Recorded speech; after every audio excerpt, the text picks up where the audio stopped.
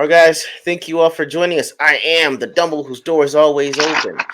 Gandalf without the gray or the white because I'm all black. Jory LaForge captaining this enterprise.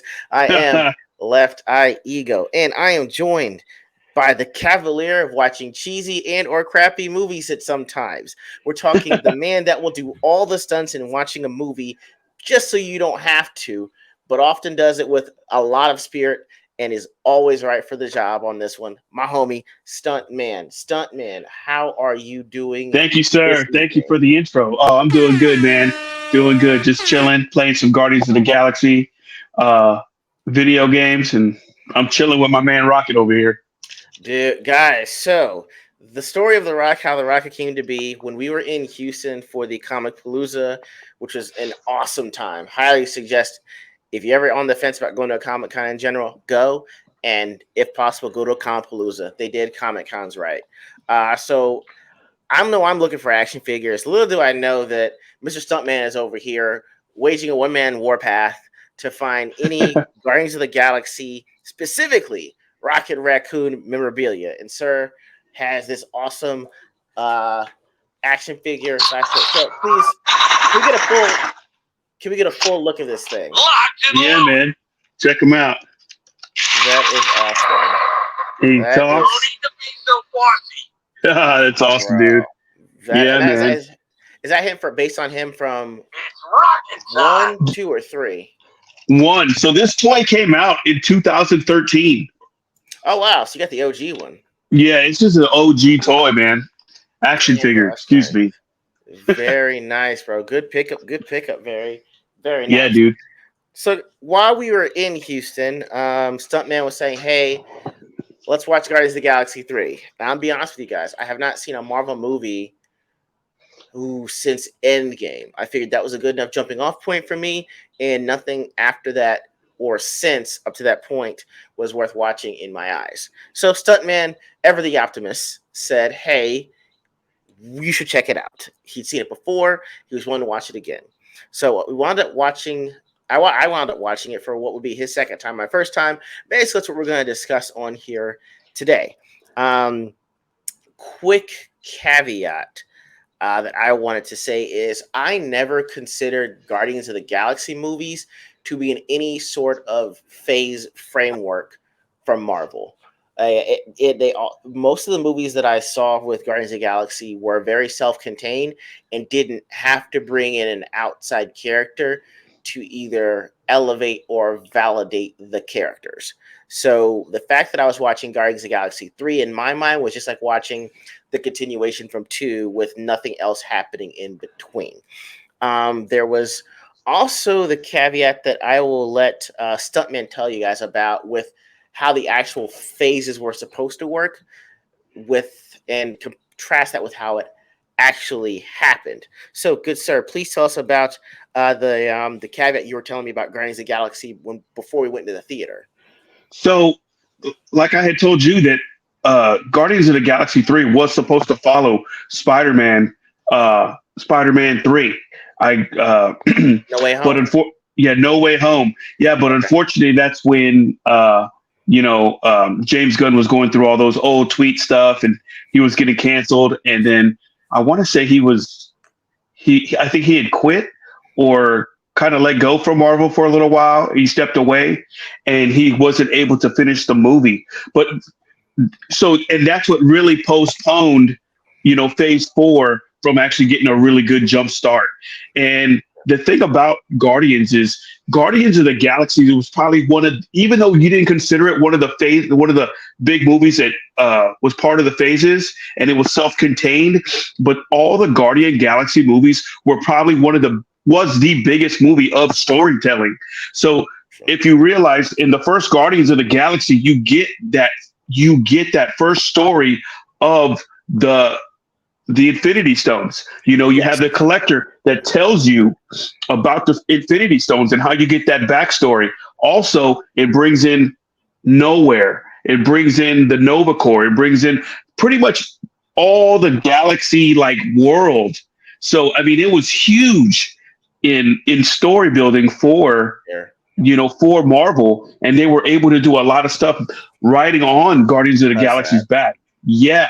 So I mean, and I loved all those movies. They're all my favorite, and I really wish that all that stuff with James Gunn had never happened, just because I think if Phase 4 would have started off with Spider-Man and then Guardians, Yeah.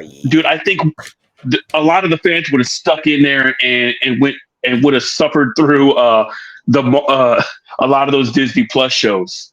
True. So I mean, and to look at it, we were talking about it earlier. I just wanted to show you guys something right here about Guardians of the Galaxy costs. All right. So if we're looking at as of today, it looks like it was 250 million, right? It says 250 million dollars in terms of production and an additional $100 million to promote.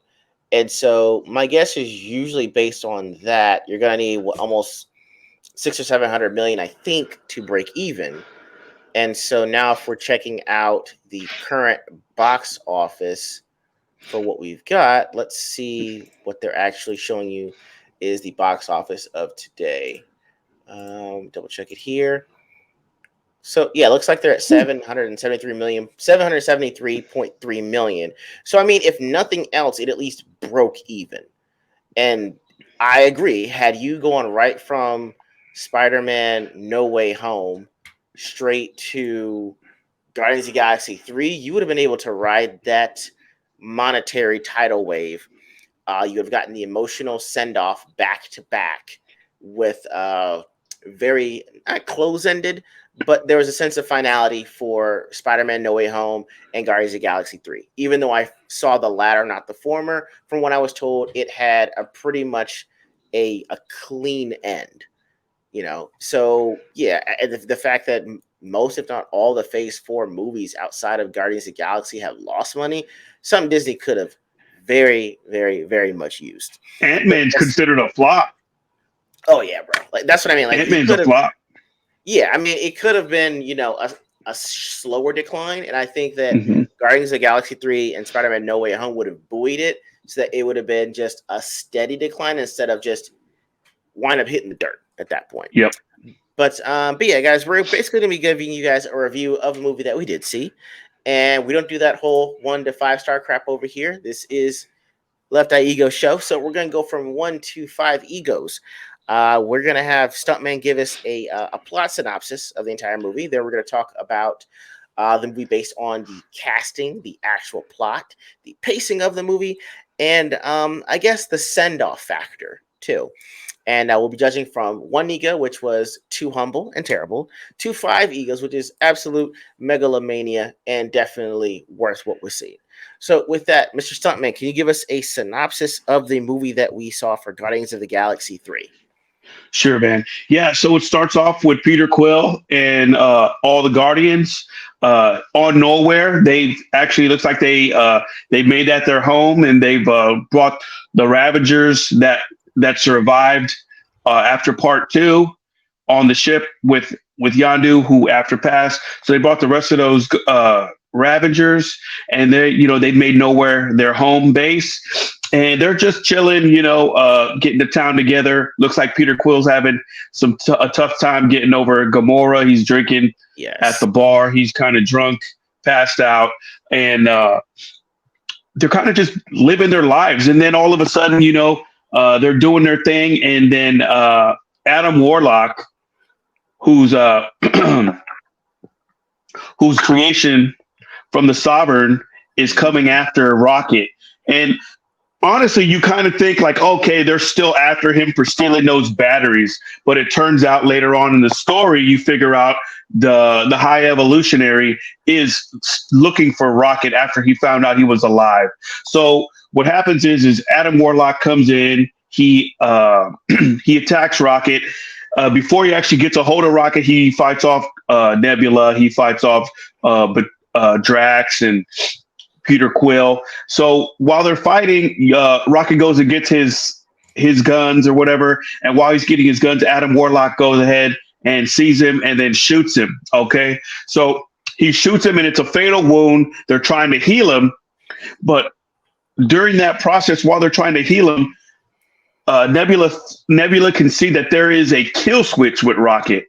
Right. And so And the reason is because Rocket is considered highly valuable property, and they don't want anyone to ever open him up, do surgery on him, because they don't want to. They don't want whoever made him doesn't want to find out, his brilliance or what he's made out of, and how valuable he is actually to the universe. So uh, after the Guardians figure out they're not able to save him, they go into like these old files and try to figure out if there's a way to go around the kill switch. So pretty much the majority of the movie is the Guardians trying to find out where Rocket came from. So they end up going first to it's like a bioorganic Yeah, planet, it a was weird. bioorganic planet. Yeah, that's highly guarded, and this is where they keep pretty much all the files of every animal, every I don't know, Like every everything the High experiment. Evolutionary, yeah, Yeah, every experiment yeah, they ever made has a file. It was like pretty yeah, much a vault of all the yes, proprietary tech of all the gene splicing that they wound up doing for all the yeah. experiments. So, one of the best parts of this movie is throughout the movie, you get these flashbacks of Rocket, all the way from a baby raccoon that they got from Earth to the experiments the High Evolutionary did to actually keep him, to keep him alive and continue to do experiments. So, while the Guardians are doing that, they go into the High Evolutionaries, I guess record filings, and they try to get Rocket's pretty much try to find out the code to keep Rocket alive. And it's a battle. These guys are going on crazy adventures, and it's a battle for these guys because they really love Rocket. And while this is happening, Rocket's pretty much on life support on the ship, and you get Rocket's backstory where you find out he wasn't just one animal that was built. There were several. There were hundreds of animals that were being operated on and trying to be made to perfection because the High Evolutionary. I don't know the name of the actor, but he played a great Shabuzi. villain. Yeah. Dude, he's awesome. But he played a great villain, and it just shows how like this guy he wanted a perfect world, and he's in the comics. In the comics, this guy, the High Evolutionary, had lived for thousands and thousands of years, and he was able to see worlds and all kinds of people, and he wanted to make one perfect world. So he had created Counter Earth, and Rocket was one of those steps to creating Counter Earth, and you get to meet probably like one of the saddest, heartwarming stories. Lila, Teefs, and Floor, which are three other animals that were created with Rocket. And they were in the same cages, and they were tortured and worked on just like Rocket was. The only thing about Rocket was a very special creature because he was actually able to start thinking and creating. So one thing about Rocket is that he was one of the reasons that the High Evolutionary was able to actually create a perfect society or upgrade these animals because he was so smart. He was able to think out of the box, and he was actually the only specimen that was able to like think for themselves and create. Everybody else, all the other animals and specimens that he created, did what they were told, and they didn't think. So this is Rocket was highly valuable to the High Evolutionary. So back to the Guardians, they go to that bioorganic planet to get these records to find out if there is a way around this kill switch. So they essentially get some information from this planet, and then they end up going to Counter Earth, which is the perfect world that the High Evolutionary had created, and it's wild. It's like going back to the 80s, like seriously, with the It old really big was. old It was weird. Oldsmobiles, the funny pictures, the furniture, and it's great. It's awesome. And the High Evolutionary is based out of Counter Earth, and that's where Peter Quill and Gamora and Nebula and Drax and Drax Mantis. and Drax and Mantis and Groot go back and they try to actually find this guy. They try to find the high evolutionary, and they do. And I'm actually skipping a lot of parts, but the main thing is they find the high evolutionary. They're able to kill one of the guys that has pretty much all those records in his brain. He has it. Yeah, He has a key in his yeah. brain, which is pretty cool. And the thing about it gets pretty wild because while they're doing this, the high evolutionary is pretty upset because he's noticing that his world is not perfect. So he ends up blowing up and destroying this planet, Counter Earth, that he's created because he feels like he failed because he sees that his previous experiments that were not violent and not doing, evil things or bad That things were was actually like hilarious. selling drugs and they're beating up people in alleys. So he's like, Y'all, we're going to start it, over.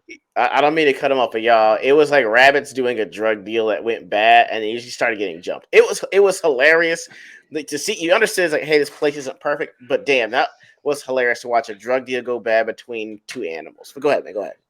And then and what happens is at first Adam Warlock is working for the high evolutionary, but as he's working for the high evolutionary, um, he's blowing up the planet while everybody's still on it, and unfortunately, he blows up. He kills the Adam Warlock's mom, who is essentially the Aisha, right? Aisha. Aisha. Yes, Aisha. he ends up killing Aisha and pretty much kills his mom, and he's pretty pissed off about it.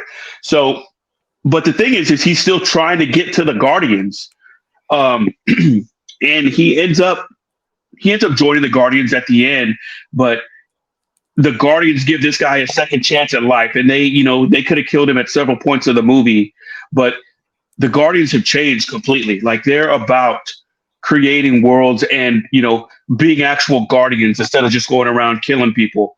So essentially, bottom line is once Peter and Groot get in there, they're able to kill this guy that has the code to keep Yeah. Rocket alive. They actually save him, and I'm telling you what, this movie I've skipped a lot of things, but Rocket is one of my favorite characters of all time, especially in Marvel movies. And they made this guy was so full of character and like just love, and you realize why this little raccoon is so bitter because at one point the high evolutionary tells Rocket like you're not going to counter Earth. You're not going to counter Earth. We're going to incinerate you. And then we're also going to incinerate your friends. And it ends up Rocket is so smart. He's been planning an escape throughout the whole movie in this backstory. So he builds his own little key and he's able to get out of the cage and he's going to break his friends out of this little prison. And so once he does, he has his girlfriend Lila, or his best friend Lila, and then his other friends Teefs and Floor, and then it ends up that the high evolutionary kills Lila right in front of him, and she dies right in front of him, and it's heartbreaking. I mean, as ridiculous as it sounds, like Rocket is hurt, and You're weirdly saying, why am I crying over a sea otter, a raccoon, and a walrus, and a bunny walrus. with no face? You realize, but yeah, it got you. It really would get you. It's a powerful scene, and you see that Rocket's so mad that he ends up just ripping this guy apart. He rips his face apart, and then he's able to escape. Okay, so and that's pretty much the end of his backstory. We don't get to where he meets Groot, which I think would be awesome if we got to see how him and Groot meet, which would be cool. But so they end up getting this code. They end up bringing him back to life, and it's so cool because I don't know if you guys that are watching this stream have ever seen like Moon Knight, and then also obviously Wakanda, because when they die, there's actually like a realm where you go to, like Almost like the soul realm, yeah. The soul realm, yeah, like Moon Knight. They go to, I think I can't even remember, but there's a realm where you go to, and you can either like it's an afterlife, pretty much, Okay. and so Rocket actually goes to the afterlife, and before he's dying in the movie, he's actually dying, and he actually flatlines in the movie. But before he dies, well, while he's dead, he sees his friends pretty much at like the gates of heaven, and he Pretty sees his much. friends, and Lila tells him, this is your story. You've been the hero the whole time, and you're going to die, but not today. Pretty much. So he comes back to life, and it's just a heartwarming, like, Mm-hmm. you know scene, because once he comes back to life and he starts breathing, Peter Quill's right there, and he gives him this big hug, and Groot is right there as well, and they embrace, and it's a beautiful scene, and then it's like, let's go kick some ass. So at For the sure. time, they're actually off uh, the High Evolutionaries battleship or base, or whatever you want to call it. And so they have to actually get back onto the ship and save Drax, Mantis, Nebula, and then also they're saving a bunch of other kids or experiments that the High Evolutionary has created and plans on making another world for.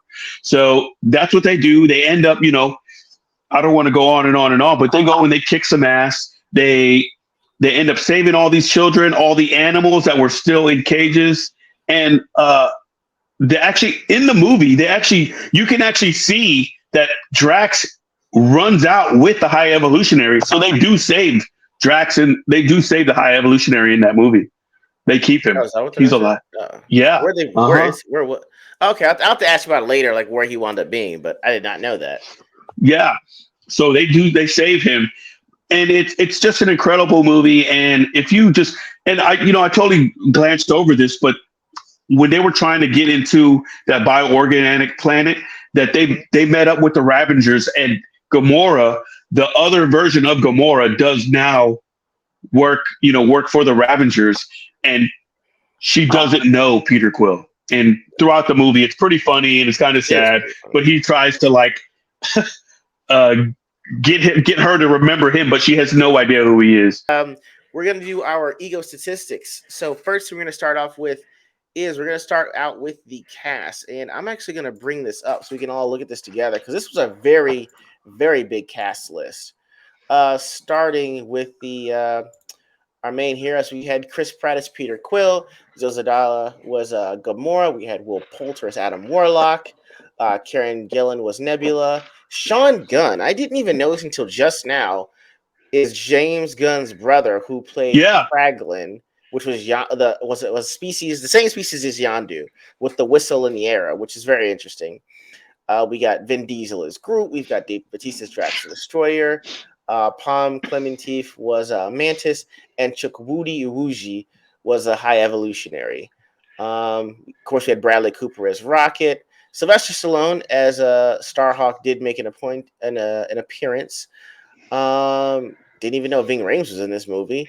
But overall, and Nathan Fillion played Master Karja, which kind of sucked because I was still thinking that he'd be a part of the Nova Corps, but I guess they made him a character to kind of throw him a bone and to be in this movie, but I wanted to be in Nova Corps. But anyway, what did you think personally of the casting from 1 to 5 egos? honestly, I give it a 5, man. I'm honestly glad they kept the whole crew, and they were able to keep Drax and everybody even through all the adversity during the whole time where they didn't know if they were even going to do a Guardians 3. So I mean, I give it a 5. I think that's probably one of the best, Marvel superhero movies of all time. Okay. All right, so 5 out of the gate. I'm 5. gonna go. I'm gonna go. I guess Let's hear it, man. Let's hear the hard criticism. Let's Ah, hear it. I will go 4 on the casting, and I'm not sure if I'm being fair because there's a difference between casting and characterization of the character, if that makes sense. Like casting was pretty great. Everyone played their role, and everyone had a defined niche within the movie. So when it came someone's time to shine, you were going to see it. I understand that. The only problem I had was with Will Poulter being Adam Warlock That's true. because Adam Warlock is supposed to be more or less perfect. So the only quandaries he has are kind of like ethics, more or less.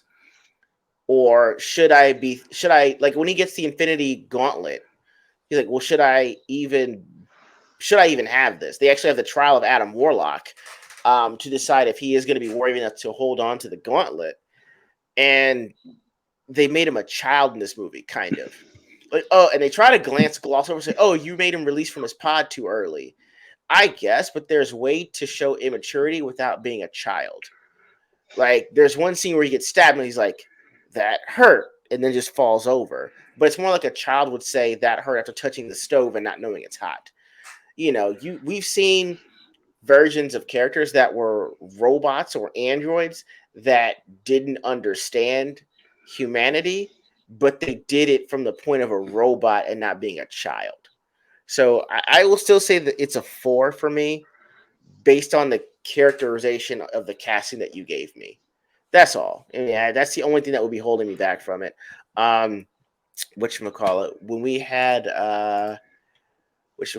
Sean Gunn did a great job. Usually, when you hear about nepotism, at times you're like, okay, that's Sean Gunn's brother. You're throwing him a bone too, but he actually did a really good job with his role as being Kraglin. I was like, okay, he really actually did his own thing, so I appreciate that. He does the Um, mocap for Rocket too. really? Yeah, he does the mocap for Rocket too. Huh? Okay. Yeah. He's got some talents. I will say that. I was not expecting that. So, and I think his wife is in the movie too. Yeah, well, yeah. James Gunn's wife is in the movie, and then I mean, there's the rat catcher from Suicide Squad. He keeps it Uh, real with all the people, man. Like everyone who's in his movie, he keeps them in the movies, man. That's a good dude, man. that's actually a great deal to have. So fingers crossed for Chris Pratt playing Booster Gold in the DCU. I don't see him playing any other character. Yeah, except maybe Ted Cord, but it's the version of him that is from Rebirth, to where he was an ex superhero that couldn't do it anymore because he had a heart issue. But anyway, neither here nor there. As far as the plot of the movie, I know that you gave us a plot synopsis, but what do you rate the plot from 1 to 5? E.G.O's good sir. I'll give it a 4 because I was actually hoping that we would get a flashback because I was really thinking Drax would pass, like he would be killed, like in the movie, and then we'd be able to see him meet his wife and daughter in like the afterlife. And that's kind of what I was hoping for, just because I think that would have been a great ending to it. And then just it it was a safe ending, but it was a good ending. And I think they could have gone a little riskier with maybe one of the Guardians passing. But overall, it was a great plot. I love the movie. It started off fast, and I liked it. All right. I will have to give it a 4 also, because it's kind of like nothing ventured, nothing gained. So what you mean by no one in the Guardians dying, but High Evolutionary was saved also. So all this death was for naught for me. You did all this to save a life, which is great. I've seen that before, but at least let the bad guy perish. It's like you were willing to do that with. Well, actually, has any supervillain died in Phase 4? Um. y- So yes, the God Slayer, he died, but then he he had his daughter resurrect, had Infinity resurrect his daughter. So now Thor's his dad, her dad. That I was weird. I get. Uh, Well, so he, Yeah, yeah. Well, Gore did died, he but then die? Did he die, or was it a sacrifice? it was a sacrifice, pretty much. Yeah, That's what I'm but saying. Has there been a meaningful death that was like, just you got to be Thanos. put down? Okay, and that's also where I have problems, is the fact that the villain that did all these bad things, that raised worlds, are Eazy-E like, he gets a pass. You're gonna save that guy. But he's been absolute trash, and he's been terrible from what you've been telling me the entire movie. On top of the fact that they couldn't kill Drax the Destroyer because it would be too much like Farscape. So if you watch, I don't know if you ever heard of Farscape. It was like 90. It was a 90s TV show. Yeah. Basically, Guardians of the Galaxy, this iteration that we see, is based off of this TV show Farscape. Oh, Like, okay. even all the characters that he got were archetypes from Farscape. And when Farscape the show was on, and when they got to the movies, Dargo, Dargo, who was the alien that's kind of like Drax the Destroyer, he actually dies. And so the main character and this other alien, they have a kid. They name him after the guy that passed, which is also kind of why Gamora and Peter Quill couldn't stay together, because that would also be too much like Farscape. So I think that he had to think outside that just to make it so people wouldn't say it's a Farscape ripoff. Yeah. But like you said, I'm willing to give it a 4. It could have been a 3 had we not gotten very quick cut scenes going back and forth between Rocket's different points in his life. I don't see how it could have explained the story without trying to do this long 30-minute flashback, and then we're watching a movie within a movie. He was very succinct with saying we're gonna pan to Rocket Raccoon. We're going to do a quick white over flash, and then we're going to take you to a certain point for about 2 minutes until it's time to give you the 5-minute full flashback of how he got out. Until that time, we're going to keep progressing the story, and we're only going to tell the cutscenes based on them being in a ship. Or them, okay, well, they're off doing that. Let's pan back to Rocket Raccoon. Yeah. So they made use of that with keeping the plot that way. And I guess that kind of also leads us into the pacing. So again, I will give the plot about 4 egos. What did you think about the pacing? I think it was good, man. I like the thing about the Phase Four in these movies. Like they've all started fast. Ant-Man started fast. Thor Oh, started really? fast. Yeah, they all started fast, but it kind of like it's like going fast and like going nowhere. Going Okay. nowhere. Dude, Guardians started off fast and it went somewhere. It was going somewhere. You knew there was going to be a complete end game. A lot of these other movies that they created for Phase Four, they don't go anywhere because it's a piece to another piece to another piece. Yes. This pacing started, and you knew there was going to be an end. So I give a Agreed. 4. Okay. All right. Yeah, I'm also gonna give. I will say this. I will give it a 5 simply because I was never there for that phase 4 that you're talking about. So for me, the pacing was great. Uh, there were lulls in the movie, but they were very short because I think they used literally them flying to different areas, different planets, and going to get things as the pacing. Yeah. So they're moving while the movie's moving, so you're moving with them. There's no long, drawn out exposition, and even the exposition they do have between Gamora and Star Lord, which is that scene where they're trying to get on the organism planet. They make fun of that right away. It was so funny. He's trying to be like, "Well, hey, we're on the private channel." He has a private conversation with her, and they're like, you've been on the open channel the entire time. And so it's so funny. Like the minute they chose to make something really slow and really deliberate and really, trying to be romantic, they squashed it right then and there. It was so funny when they did it. So, I'll give it a 5 just because the pacing kept me interested. And I'll give you that. As far as the summary send off, them making things more or less clearly cut that, more or less this is the end of the Guardians of the Galaxy in the iteration that you've seen them in, movies 1 and 2. What did you rate that from 1 to 5 egos? For standoff, I mean, I give it a 5, man. This is probably one of the best superhero trilogy movies like ever created, and it's Okay. wonderful. The story's great. It gets you like emotionally involved in Okay. these characters. And I love them. I mean, this has been over 10 years of the Guardians because they did Guardian Mm, 1, 2. They were in Thor: Love and Thunder. They were in Thor. They were in Endgame. I mean, Infinity War. I mean, excellent, excellent. I give it 5. that is fair. That's true. I give you that. You know what? I'm not going to say it's the best trilogy ever created from Marvel. I have to think about it. But I will give the send off a 5. There was a great sense of finality, and everyone got to be. I know we talked about this after the movie is over, but everyone got to be the guardian of their own galaxy. You may not mean something to the world, but to someone else, you could be their world. And I think that was kind of the approach that they took. Rocket Raccoon got to be a guardian of the other kids that were more or less experimented on and were kind of like left like broken toys. And he's the one's like, hey, look, no, nothing wrong with being a toy that's got malfunctions. Like Adam Warlock is that action figure with the weird leg that doesn't stand up when you try to display him. He falls right over. and so he gets to be the guardian of that. Drax at the end gets to be a father again and to be a guardian of children, and he actually understands them, and they understand him too because they speak the same language. Mantis gets to be the guardian of her own emotions. The entire time she's saying, when I was on Ego, the planet, not me. When I was on Ego, I did whatever he wanted, and when I was with you guys, I did whatever you wanted. So now I have to figure out what I want. Gamora finally finds her family with the Ravagers, and she gets to be kind of the guardian of their universe. She's not sucked into Peter Quill and the Guardians. She gets to choose for herself.